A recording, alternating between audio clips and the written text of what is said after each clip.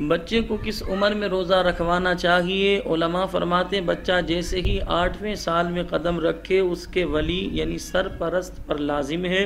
کہ اسے نماز روزے کا حکم دے، اور جب 11واں سال شروع ہو تو ولی یعنی سرپرست پر واجب ہے کہ صوم و صلات یعنی نماز نہ پڑھنے اور روزہ نہ رکھنے پر مارے، بشرط یہ کہ روزے کی طاقت ہو اور روزہ ضرر یعنی نقصان نہ کرے۔ فقہا فرماتے ہیں بچے کی عمر 10 سال کی ہو جائے اور 11ویں میں قدم رکھ دے، اس میں روزہ رکھنے کی طاقت ہو تو اس سے رمضان المبارک میں روزہ رکھوایا جائے،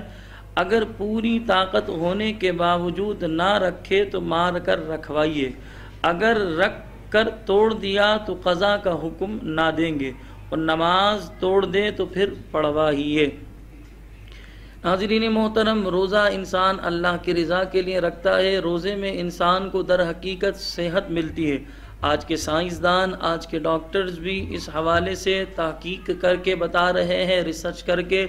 کہ انسان سال میں 1 ماہ بھوکا رہے گا تو لہذا دن کے وقت تو لہذا اس کا معدہ درست رہے گا، طرح طرح کی بیماریوں سے انسان محفوظ رہے گا۔ ہمارے پیارے آقا صلی اللہ علیہ وسلم کیا بات ارشاد فرماتے ہیں؟ نبی کریم صلی اللہ علیہ وسلم کا فرمان ہے، بے شک اللہ نے بنی اسرائیل کے ایک نبی علیہ السلام کی طرف وحی فرمائی کہ آپ اپنی قوم کو خبر دیجئے کہ جو بھی بندہ میری رضا کے لیے 1 دن کا روزہ رکھتا ہے تو میں اس کے جسم کو صحت بھی عنایت فرماتا ہوں اور اس کو عظیم اجر بھی دوں گا۔ یعنی جو 1 روزہ رکھتا ہے اللہ تبارک و تعالی اسے صحت بھی عطا فرماتا ہے اور اللہ پاک اسے بے شمار اجر بھی عطا فرمائے گا۔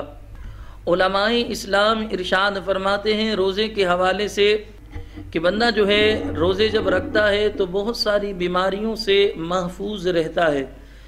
روزے میں انسان کھانے پینے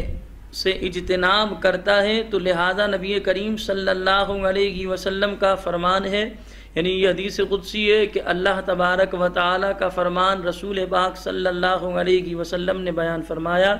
فَإِنَّهُ لِي وَأَنَا أُجْزَى بِهِ، یعنی روزہ میرے لیے ہے اور اس کی جزا میں خود ہی دوں گا، یعنی اللہ پاک فرماتا ہے۔ حدیث قدسی کے اس ارشاد پاک کو بعض علماء کرام نے انا اجزا بھی پڑھا ہے، جیسا کہ مرات المناج وغیرہ میں ہے، تو پھر معنی یہ ہوں گے روزے کی جزا میں خود ہی ہوں۔ سبحان اللہ، یعنی روزہ رکھ کر روزے دار بذات خود اللہ تبارک و تعالی ہی کو پا لیتا ہے۔ تو ناظرین محترم، ہمیں چاہیے کہ ہم اللہ تبارک و تعالی کی رضا کے لیے روزے رکھیں، اس میں دنیاوی فائدے بھی ہمارے بے شمار ہیں، اخروی فائدے بھی بے شمار ہیں، اور اس سے بڑی سعادت کیا ہوگی کہ اللہ کی رضا ملتی ہے، اللہ کی خوشنودی ملتی ہے، رب ذوالجلال ہم سے راضی ہوتا ہے۔ میں دعا کرتا ہوں اللہ تبارک و تعالی ہم سب کو ماہ رمضان کے پورے روزے رکھنے کی توفیق عطا فرمائے۔ وآخر دعوانا ان الحمد للہ رب العالمین۔